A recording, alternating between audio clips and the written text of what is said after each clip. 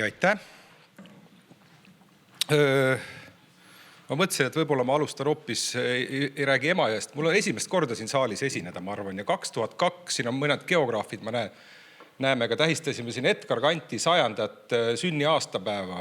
Ja kuna praegu käib linnas ka Peeter Tulviste sünnipäeva nädal 80, siis see nali Peeter Tulvistel omaselt on temaga seotud. Et ehk siis Peeter Tulviste avas selle konverentsi Edgar Kant 100. Ja siis ta ütles, et kahjuks ma siia ei saa jääda, et ma pean minema Toomele. Et seal on üks teine 100, aga suurim erinevus on, et seal on mees elus. Et kes see oli Aleksander Elango, kes tähistas siis 100. juubelit päriselt siin ja siin meie tähistasime siis sünni aastapäeva. Aga Emajõest ja see, kui ma seda ettekannet tegin, siis ma mõtlesin, et ma ju tegelikult ei uuri Emajõge.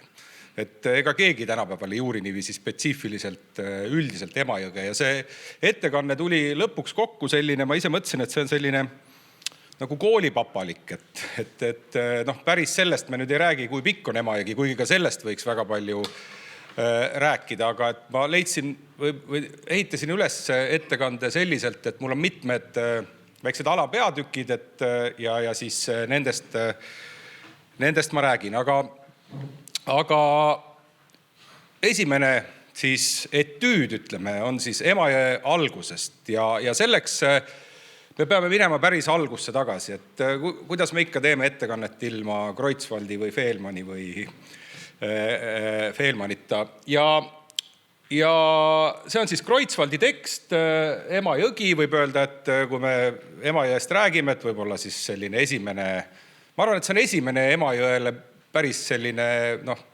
teadustekst ta muidugi ei ole, aga siin tähelepanu, või see esimene etüüd on sellest, et kust siis Emajõgi algab, eks ju, ja tähelepanu on siis, selline asi, või, aga nüüd,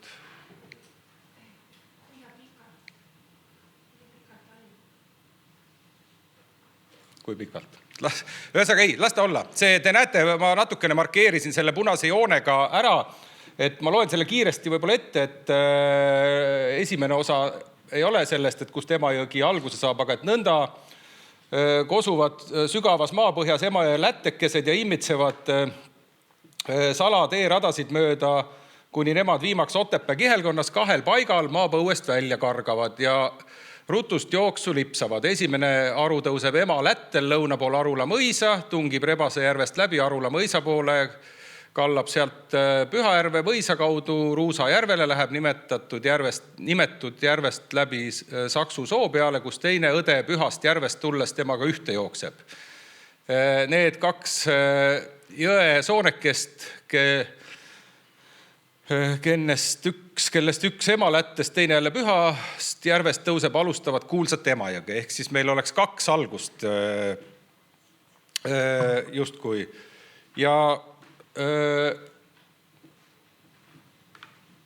nüüd, kui me läheme ühe Eesti kartograafia ajaloos väga tähtsa kaardi juurde, Ludvig August Mellini kaardi juurde, siis me leiame sealt selle Ema Lätte ilusti ka kaardile panduna. Et ehk siis ka toona Mellin, ma ei tea, kus ta selle võttis, eks ju, et see vääris kaardile panemist ja siin selle kaardi peal põhimõtteliselt näete, Ema Lätte on seal, eks ju, ja see ojakene, mis voolab ja seal, kus on see Hoflage või Hofl kirjutatud, sealt tuleb siis teine aru Pühajärvest, et põhimõtteliselt sealt, kus need kaks jõge kokku saavad, et siis võiks ju ka, seda kohta võiks ka nimetada Emajõe alguseks. Ja kõik see jutt, eks ju, käib praegu väikesest Emajõest, aga seda ma võib-olla ka mainin veel, et või hiljem, et ajaloolises mõttes nad on ikkagi nagu üks jõgi olnud, et võib-olla tuleb üks kaart ka veel. Kui me vaatame enne teist maailmasõda selliseid pilte või üldse sellist üldist postkaardid näiteks, informatsioon, siis Emajõe algusena väga palju siis ikkagi sellest Ema Lättest ei tea keegi midagi. Ja tänaseks ma ütlen, et see on ilusti korda tehtud, soovitan külastada teil kõikidel, see allikas on täiesti olemas. Aga on siis massiliselt postkaarte, pilte Emajõe algusest, mis on väljavool Pühajärvest, siis, mis on suhteliselt selline selgesti mõistetav maastikul selgesti nähtav, need on postkaardid. Siin üks imeilus pilt, ma polnud enne selle otsa komistandki, parikaste pilt turismi või sellest tema sarjas ilmunud Emajõe algus, eks ju. Siin ta algust ei näe, aga see on Hobustemäelt vaade siis Sihva poole ja tegelikult Pühajärv jääks siia kohe paremale. Kes praegusel hetkel sinna kanti satuks, siis see on kõik võpsik, te ei näe mitte midagi seal, et sellised ilusad ja uhked vaated. Aga nüüd me jõuame veel ühe Emajõe alguseni ja paljud ilmselt on käinud lapsena kuskil kooli ekskursioonil suure või väikse Munamäe peal, eks ju, ja seal on viidud ühe allika juurde, öeldud, et seal on Emajõe algus. Ja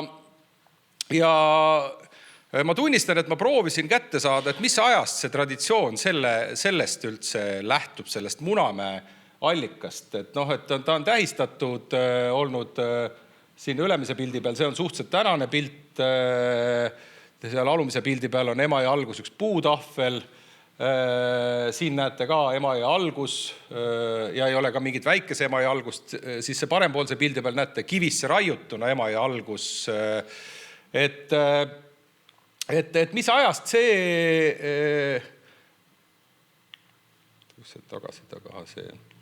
et mis ajast see pärineb ja ma arvan, et see pärineb umbes pärast teist maailmasõda ajast. Ja tegelikult 1951 ma leidsin kuskilt ajalehest säde teated, kuidas on noored pioneerid käinud ja on ta tähistatud olnud, aga sellega on et sümbolina on ta väga ilus, eks ju, et sealt just kui algaks, eks ju, aga tegelikult siin oma väriseva käega see Emajõe allikas, näete, see väike Munamägi on Eesti põhikaardi peal, et üks väike allikas, mille vesi voolab läbi veel väikese sooala, nii et aga tegelikult katkeb seal mingi hetk, voolab tiikidesse, mida läbib Marguse oja, see Marguse oja on palju pikem veel, ja Marguse oja on tegelikult ka üks paljudest Pühajärve tulevatest ojadest, nii et sellises hüdrograafilises mõttes meil ei ole mingit põhjust teda pidada Emajõe alguseks. Samas see lugu iseenesest on ju huvitav, aga nii palju kui ma tunnistan ise, et ma olen seal viimati käinud umbes 15-20 aasta eest ja mulle tundub, et väike Munamägi on üldse meie sellisest turismi ja külastamise poolest sellel sajandil jäänud palju rohkem kõrvale, kui oli 5, 6, 70-ndatel, kui see oli selline koht, kuhu kooliõpilased viidi ja kõik me teadsime seda kohta. Aga tuleme selle teise, või siis kas me võime nimetada suureks Emajõeks, et seal on ka nagu asi justkui oleks konkreetsem, eks ju, et Emajõgi algab, nimetatakse Rannu jõesuuks, vahest lihtsalt jõesuuks, et sellega on asi lihtsam. Ma ei hakka siin rääkima, kas see Viiskpõis ja Õlekõrs olid just siin või olid nad teisel pool Peipsi või Võrtsjärve otsas, see on ka omaette teema. Ja ma panin siia lihtsalt selle Melliini atlasest veel selle Emajõe Suudmega, et Suudmega on nagu asi alati olnud lihtsam, eks ju, et seal on ikkagi kindel, kui ta jõuab Peipsi järve. Kuigi ka see omalaadne, nimetame siis deltade süsteemiks, et seal on need jõed hargnevad ja siin Melliini atlasel ka huvitav siis see põhjasõjaaegne lahingupaik ka peale pandud. Aga paar sõna sellest Tartu-Pärnu veeteest ja mis on erutanud ju paljusid inimesi ja ma ütlen, et mina ei ole, et võib-olla see teema vajaks ka mudeldamist ja kõiki asju, aga kõik võivad minna Wikipeediasse näiteks lugeda, kes kõik on tema kohta midagi kirjutanud ja arvanud. Ma lihtsalt selle väikse etüüdi lõpuks ühe väikse täienduse teen. Aga lugu iseenesest ju lihtne, et ükstaspuha, millist vanemat kaarti me vaatame, see on siis esimene Liivimaa kohta käiv kaart, Portantiuse kaart 1574, ja siin on see koht üles suurendatud, eks ju, ei teki nagu kahtlust, et võiks sõita laevaga Pärnust Tartusse, et kõik on väga loogiline ja me võime neid vanemaid kaarte leida kümneid ja kümneid, kus see kõik on umbes selliselt joonistatud, eks ju, kas kitsamalt või laiemalt.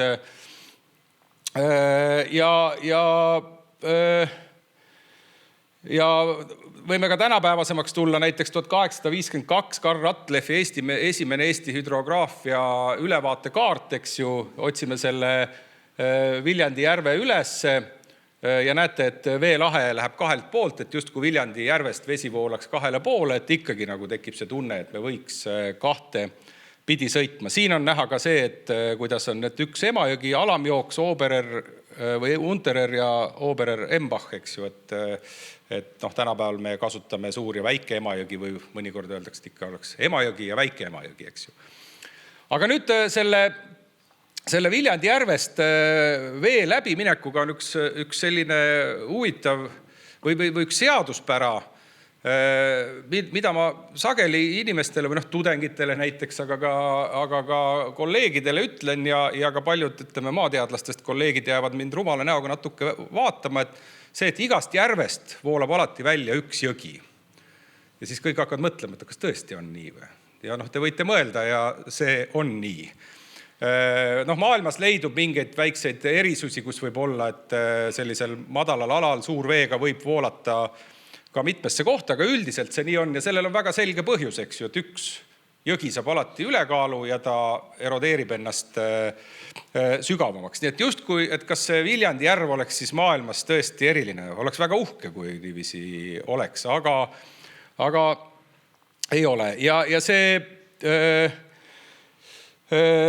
ma mõtlen nüüd, millise, et kui veel ülevaade saada sellest Viljandi ümbrusest, et ilmselt tartlastele paljudele on see kõik teada, et me sõidame Tartu poolt, on suur Viljandi org, eks ju, kust justkui oleks Tänassilma jõgi voolaks siis. Ja nüüd tekib see küsimus, et kumba pidi siis ikkagi voolab, eks ju, et see küsimus. Siin tuleb mängu veel Ärmajõgi, et kui te näete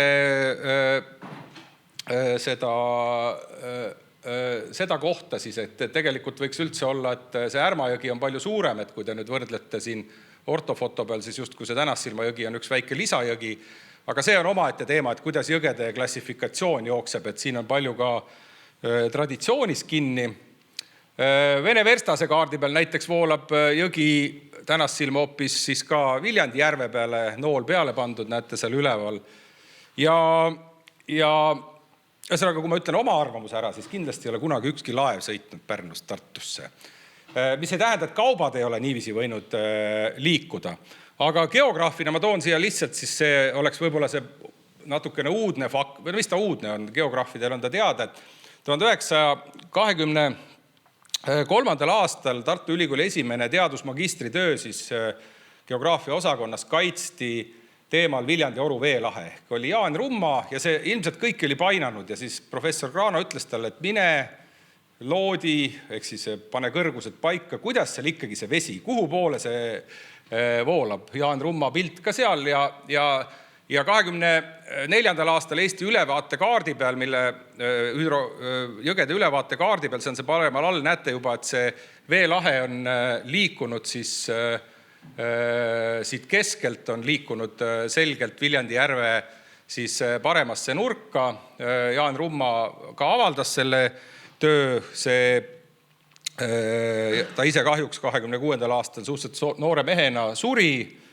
Ma leidsin ka ühe väga ilusa kaardi ja tõmbasin väriseva käega veelahkme joone peale. Et ehk siis sellest punasest joonest kõik, mis on üleval pool, sealt vesi läheb Liivilahte või Pärnu poole siis, eks ju, ja allpool liigub Tartu poole. Kui te sõidate Viljandisse ja olete maantee tammi peal, siis te võite ette kujutada, et see on veelahe. Et Kösti oja, mis tuleb sealt mäe otsast alla, eks ju, see voolab Viljandi järve veel, aga ühesõnaga veeühendust seal ei puudu. Muidugi nüüd võiks keegi küsida, aga tõstame Viljandi järve veetaset pool meetrit kas või, siis nagu hakkaks kahele poole ju ka voolama, aga kui me räägime veel näiteks keskajast ja keegi ütleb, et siis oli sademeid palju rohkem või vett oli üldse palju rohkem, no mina ei kujuta ette, mis seal siis pidi olema, et oleks kunagi saanud sõita. Aga 10 aastat tagasi vist oli üks erakond pani oma valimisprogrammi isegi sisse, et taastada Tartu-Pärnu veetee, eks ju, et see kõnetab meid kõiki ja laulupea tuli on seda mööda läinud. Ma pean siis Ja võib-olla veel Mellinini tagasi tulla, et siis ega see võib-olla polegi kõige arukam mõte sealt üle Sakala kõrgustiku teatud moel minna, sest Viljandi järve veetase on umbes 10 meetrit kõrgem kui Võrtsjärve veetase. Et Mellini ajal planeeriti ümber Sakala kõrgustikku, ehk te näete läbi Parika järve kanalite süsteem, mis läheks. Ta pani selle kaardi peale ära ka mõeldes, et niikuinii see kunagi tuleb, aga pole tänaseni tuld ja ilmselt tänasel hetkel enam ei tegele sellega sellisel kujul keegi. Aga me teame, et Euroopas on ju veeteed ikkagi, me võime lüüsida ja kõigega lahendada. Tänasel päeval nad on sageli küll turismi atraktsioonid. Nüüd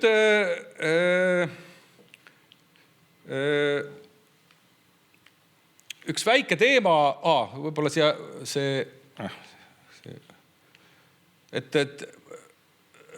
on nüüd Jaan Rumma tööst, see on ka kokkuvõte, eks ju. Peab kindlasti väitma, et praegune Viljandi järv pole mitte veelahkme kohaks 2 välja voolavale jõele. Viljandi järvest voolab välja ainult 1 raudna jõgi. Nii et see on täiesti selge, see kehtib ka tänasel päeval. Nüüd vaadates veel seda Emajõge, mõtlesin, et millest rääkida ja see hästi lühike teema ja ma väga ei süüvinud, aga kui tänasel hetkel ka lasta läbi kogu Emajõe põhikaardi pealt, siis mul hakkasid kangesti meeldima need kohanimede determinandid või need murdekeelsed siis täiendused. Et tegelikkuses ma ju päris täpselt ei tea, kas kalamehed neid kõiki kasutavad, aga et seal tekkis ka mingi süsteem natukene, et kogu see läänepoolne osa, et seal on väga tüüpiline see sõna kooles või koold või koolas, et erinevaid vorme ka, et eks me kujutame ka kuidagi kirjakeelsena ette, mida see koold tähendada võib. Ja kui me lähme ida poole, siis seal on need Põntska ja Plaadik ja Ots ja Varras, nendest saab võib-olla lihtsamini Käänd, nendest saab ka lihtsamini aru, aga et tegelikult see oli päris huvitav selline kogumik sõnu, mida tekib ka praegusel hetkel juba Eesti põhikaarti lihtsalt kammides, et tegelikkuses neid on ilmselt veel ja veel, aga jah, ise küsimus, et palju neid kasutatakse, et on ka olnud näiteks siin selline nagu loomus, et luunja loomus, agali loomus, et loomus kui siis ilmselt kalakoht ikkagi, sest Ema ja Alamjõgi on olnud traditsiooniliselt ka ikkagi väga kalamajanduslikult majandatud, et see oli üks teemade ring, mis mind hakkas paeluma, aga ega ma nagu väga süvitsi sellega ei läinud. Nüüd Emajõe tagasivool, et meil istub spetsialist, ainuke inimene, ma arvan, kes on kirjutanud artikli Emajõe tagasivoolust, istub ka ruumis, aga see on üks jällegi põnev teema, et Emajõgi, et me kõik kujutame ette, et Emajõgi voolab. Ja kui me räägime siis suurest Emajõest, et Võrtsjärvest Peipsini. Emajõe lang Võrtsjärvest Peipsini on umbes sama kõrge kui see ruum. Et kujutate ette, 2 suure järve vahel langus on ainult 4 meetrit umbes. 3,5 meetrit, 4 meetrit, siin tulevad veeseisud ka mängu. Aga nüüd kevadeti, enamasti kevadeti, võib tekkida olukord, kus Võrtsjärve veetase on veel suhteliselt madal ja Pedja jõge pidi tuleb suur vett või vett on palju ja tekib olukord, kus esimesed 6,5 kilomeetrit Emajõge voolab terves pikkuses tagurpidi. Et ehk siis sellest 100 kilomeetrist, kui me ütleme, et Emajõgi on 100 kilomeetrit pikk, siis esimene 6,5 kilomeetrit võib voolata mõlemat pidi. Et ehk siis osa vett läheb ära Tartu poole, osa läheb Rannu Jõesuusse, mis kohanimena Jõesuu ongi nagu, et see ka suue võib siis olla, mitte ainult lähe. Ja Arvo Järvet on siis kirjutanud sellest ainsa artikli, mida mina tean, Eesti loodusesse ilmus 95. aastal. Et see on nüüd ortofoto peal pilt sellest kohast, et see koht on iseenesest ka väga huvitav. Te näete, kus 2 jõge saavad kokku ja mõlemad või jõgede juba värv on täiesti erinev, et see toitelisus, Võrtsjärve nimi, me näeme, mis värvi vesi tuleb Võrtsjärve poolt, eks ju.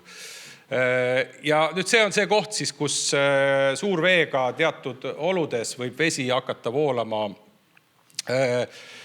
Võrtsjärve poole ja no siit ei jõua kiiresti neid lugeda, aga et keskmine pikkus võib olla 20 päeva on nendel, kui see tagasivool on. Ja muidugi on seal olukordi, kus võib ka näiteks siin on kirjas, et nädal aega lihtsalt tegelikult ei voolagi kumbagi pidi. Ja hommikukohvis ütles Arvo Järvet, et üks huvitav fakt, et vist siiamaani keegi pole üle kontrollinud, aga et suurim voolu hulk Emajõe alguses, seal on siis Emajõe hüdromeetria jaam, on registreeritud just teistpidi Emajõe voolamine. Aga noh, ilmselt need mõlemad pidi on need näitajad üsna sarnased aga et lihtsalt, et meil on selline koht Eestis, mis voolab teistpidi. Muidugi Eestis me leiame ka jõe, mis terves ulatuses voolab teistpidi, see on Nasva jõgi Saaremaal ja mis on ka selles mõttes saab paadiga sõita terves jõe pikkuses, nii nagu Emajõgigi, aga seal võib terves ulatuses jõgi teistpidi, kahtepidi voolata. Nüüd paar sõna ühest mehest, Magnus Georg Paukerist mõtlesin, et teadusajaloo mõttes meil ikkagi toome esile mingeid isikuid Tartu Ülikooli kuulsast ajaloost, eks ju. See Pauker, ta oli Simuna kirikuõpetaja poeg ja üsna siis 19. sajandi alguses tuli Tartu Ülikooli õppima. Ega ma täpselt aru ei saanud, et kust see initsiatiiv tuli. Temast on kirjutanud Tõnu Viik siis Tähetorni kalendris ka, aga 1908 ta ülikoolilt palus raha, et uurida Emajõge ja teha Emajõe siis Emajõe vaatlusi, eks ju. Ja see raamat Emajõe vaatlustega ilmus 1855 samal aastal, kui ta tegelikult ise suri, eks ju, aga see kõik toimus tegelikult 1808. Ja raamatu juurde kuulub ilus Emajõe kaart ka ja Rahvusarhiivis on säilinud ilus ka Emajõe profiil, sügavusprofiil. Ja kolleeg Erki Tammiksaarega me seda vaatasime ja et väga ilus ja ühel hetkel vaatasime ka, et seal on peal, et ikkagi, et Wasserspiegeldes Virtsjärv, eks ju, et kui kõrgel on Võrtsjärv ja kui kõrgel on siis Peipsi. Ja mõlemad me nagu teame, et tegelikult ju kõrgussuhetes me saame rääkida siis, kui Struve nivelleerimised hakkasid 1816 alles, 1816 ja 19. Ja äkki Erki märkas, et all on tegelikult olemas seal, et selle on koostanud hoopis Karl Johan von Seidlitz, kes on seotud olnud Liivimaa nivelleerimisega. See aeg on hoopis palju hilisem, ehk siis tegelikult on Seidlitz võtnud need Paukeri andmed ja millimeeter paberi peal teinud hoopis 50 või rohkem aastat hiljem endale siis asja selgeks, eks ju. Nüüd see ja teine säilik on veel olemas, siin on veel konkreetsemalt Seidlitz 1875, et tegelikult on peaaegu 70 aastat möödas ja Seidlitz. Aga mis ta teinud, mis see Pauker tegi, et tegelikult ta tegi iga natukese aja tagant tegi ristiprofiili Emajõega. Et ta ei teadnud kõrgustest, seepärast, et kõrguseid ei olnud arvutatud, aga ta sai teada näiteks Emajõe voolu hulga kogu Emajõe ulatuses, nii et kui te näete, siis neid on siin, ma ei tea, 30-40 tükki ja see, et ta suuremaks läheb, on see, et järjest mida rohkem sa Peipsi poole lähed, seda suurem on, eks ju, veemaht, et vett tuleb järjest juurde. Ehk ta tegi ristilõikeid järjest ja me võime öelda, et see on üks esimesi võib-olla ka selliseid loodusgeograafilisi välitöid üldse Eestis, et selline väga põhjalik töö. Ta hiljem ta lühikest aega oli ka Tartu Ülikoolis, aga ta ei jätkanud sellise Tartu Ülikooli kuulsa professorina, et ta tegeles paljude muude asjadega. Ja viimane väike etüüd on mul teemal org, mis ristub oruga. Ja see on ka üks teema, mida kui ma ka tudengitele räägin või ka mõnikord kolleegidele, siis natuke vaadatakse mind, et maakera, mis on maakera sees. Aga ma proovin siis seda rääkida, et ühesõnaga Tartu kohal Emajõega ristub üks teine org. Aga see teine org on täitunud kvaternaari setetega, see tähendab siis viimaste jääaegade setetega, ehk siis me teda maapinnal tavaolukorras ei näe. Ja kui te nüüd seda joonist vaatate, siis eks ju see tumedam on Emajõe ürgorg, see, mida me praegu näeme. Me praegu oleme siin ürgoru sees, Emajõgi jää väga kaugele ja kahel pool on siis perved, eks ju. Ma ei ka see, et miks Tartu siin on, eks ju, lisaks nendele soodele, mis siin ümber on just see, et siin on kõige kitsam koht, kus kuiva jalaga põhimõtteliselt üle saab. Nüüd see kollane joon, mis siit jookseb läbi, see on profiil, mida ma kohe teile ka näitan ja mis on ka all näitusel olemas. Te saate seal ka vaadata, et kuidas kõrgusprofiil läbi jookseb. Aga siis need sama kõrgusjooned, mis siin näha on, markeerivad seda orgu, mis siis läbib Tartu linna. Et ehk siis, kui me oleme siin kuskil näiteks raudteejaama juures või kuskil, et me ei saa üldse aru, et midagi oleks. Maapind on täpselt sama tasane. Aga erinevus on siis väga lihtsalt seletatud see, et kui me kaevama hakkaksime, siis ühele Tähtveres hakkame kaevama, tuleb välja Devoni liivakivi üsna pea. See, mida te näete Taevaskojas või kuskil, või Tartus Kalmistu Paljandil, eks ju.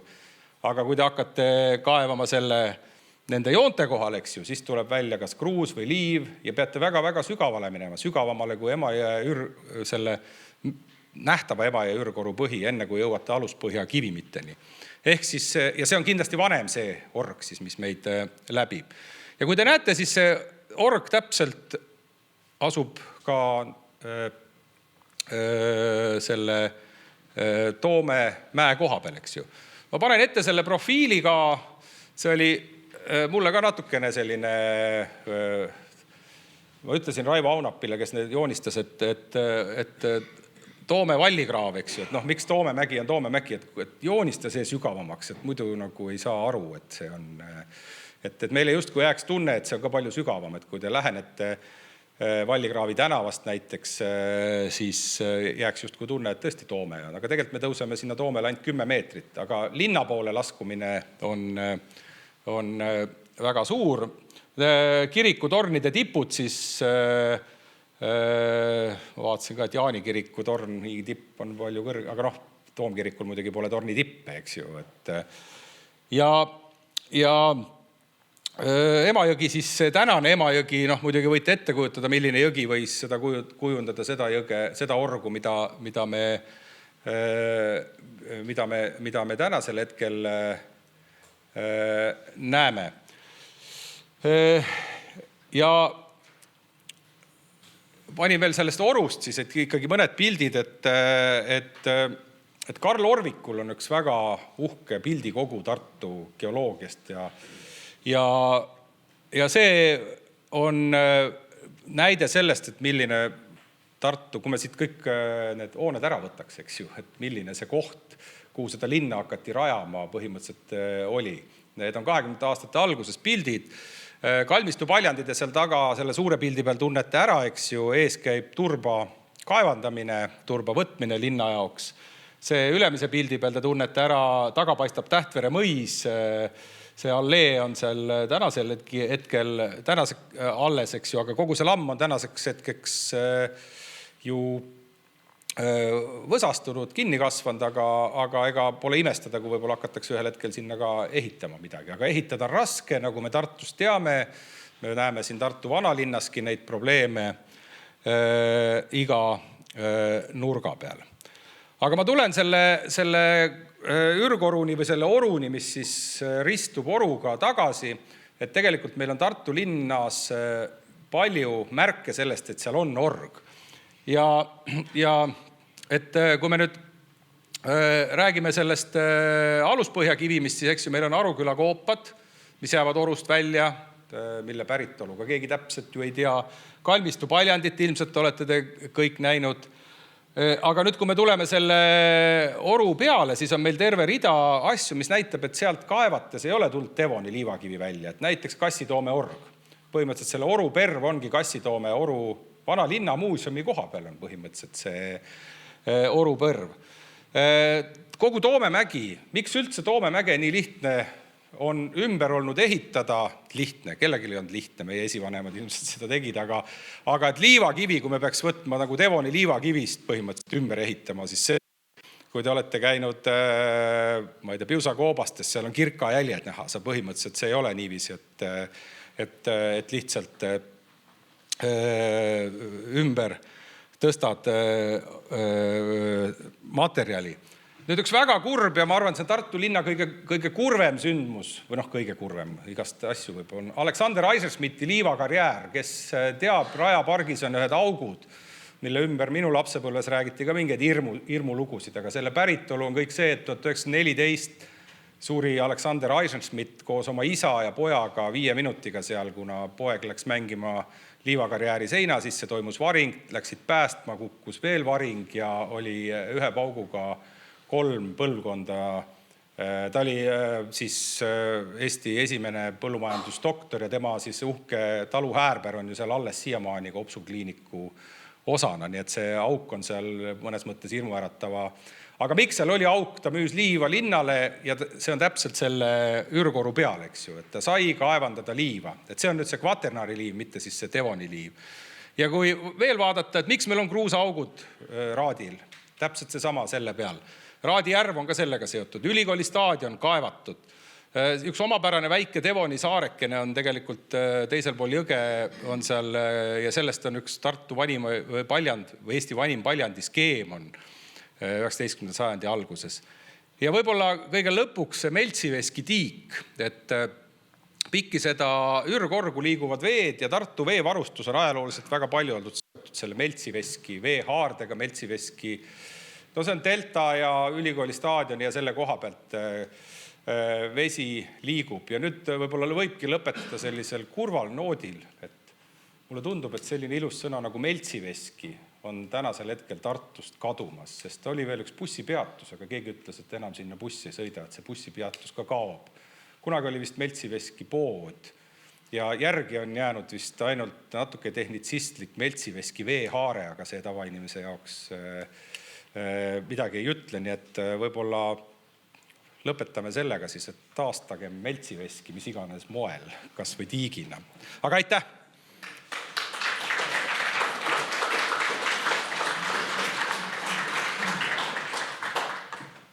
Ma võin selle. Taavile ja ajaloolased jubavad. Marge, ma tunnen sulle. Salvestame siis. Ja kui ma selle mikrofoni saan, siis olge head. Kellel on küsimusi? Kas tööd? Ma väga sisukas ettekanne, eks ma mainin lihtsalt ära kunagi ma nüüd vara lahkunud õppejõu Aadu Musta märkmeid. Mina ei ole olnud majandusajal uurija, aga sajandi alguses enne esimest ilmasõda, just sama, eks Pärnust Tartusse veetee. Ta viitas, et kuna venelastel õigeusu kirikuga on väga pikad paastupühad, siis Pihkva kalurid, mina ei ole nii palju uurinud ajaloolikaist, rääkis, kuidas Pihkva kalurid käisid püüdmas silmu Pärnus ja vedamas neid, loomulikult kuskil seal Viljandi järve kaudu, eks vedamas üle selle, aga venedega, eks vened ei ole suured, eks neil on mingid lodjad, eks venedega, et viia Pihkvasse silmu. Silm oli vääris kala, eks siiamaani on, eks, aga seda sai püüda ainult Pärnus. Nii et see on nüüd sellest. Teine asi, jumala eest, eks ma tõesti ei tea, ja veeteed ilmselt ei ole olnud ega kunagi ehkki, Embachi nimi on vanadel kaartel nii Pärnu jõel kui Emajõel. Et kui me seda hakkame võrdlema, aga ütleme, et Embachi nimi oli varasel keskajal seal 12. sajandil, kui tekib Hansaliit, oli ka Elbejõe alamjooksul, et see tähendab alamjooksu. Embach, eks Emajõgi, aga olgu, see on niisugused, mis vajaksid põhjalikku filoloogilist analüüsi. Aga kolmas asi on see, mis puudutab seda nii-öelda Raadi Maarjamise vagumust, kus ma nägin, kui kaevati viimati välja Tartu kliinikumi suurt ehitise kaevist. Seal teate tuli välja kõige puhtam laste liivakasti liiv.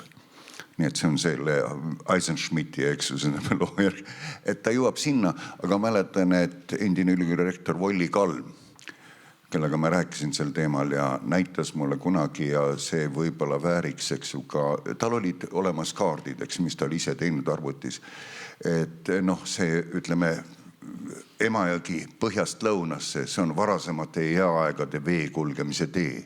Aga sama on ka need Kavilda ja Tatra orud ja nii edasi.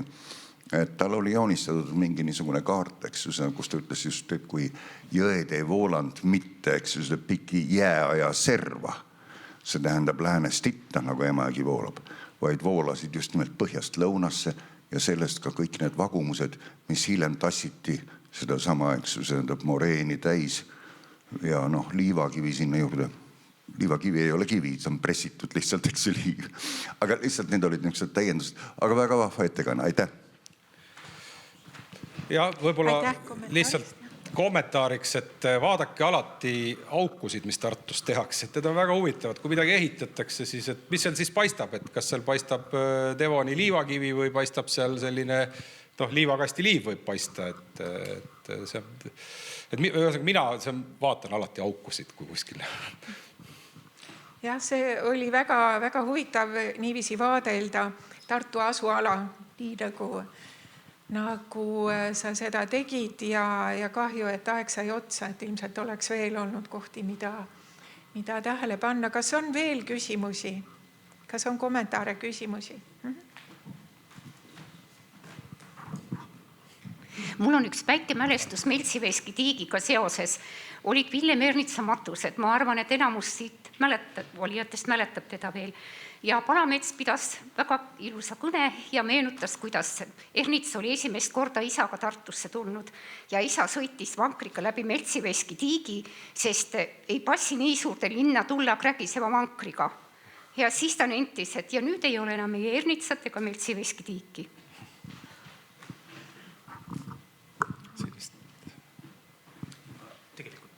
Sa saad alustada selle. Andres Tvauri saab kohe järgnevalt sõna. Nii, üks väga kiire küsimus, kui on veel. Ma tahtsin öelda lihtsalt, et Meltsiveski on keeleliselt. Ta on saksa tänava keelepruugis on Melts, tähendab humalat. See on Humalaveski tänav. Sellest ka Ujula tänav oli Mälts, mitte Melts, eestlased tegid ta Meltsiks. Nii et see on tegelikult Humalaveski, mis oli seal Meltsiveski tiigi peal meie õlletootmise jaoks väga tähtis komponent. Ärme unustame. Nii et kas me ütleme seda Meltsiveski nimi või Humalaveski nimi? Kas ta ei ole mitte Malts ja Linnased? Linnase veski, jah. Suur tänu. Üks asi, mida ma veel unustasin öelda, et Taavi on oma suure panuse andnud ka selle alumise näituse Tartu jõe nägu valmimisse. Nii et suur tänu ettekande eest ja suur tänu näituse abistamise eest. Aitäh!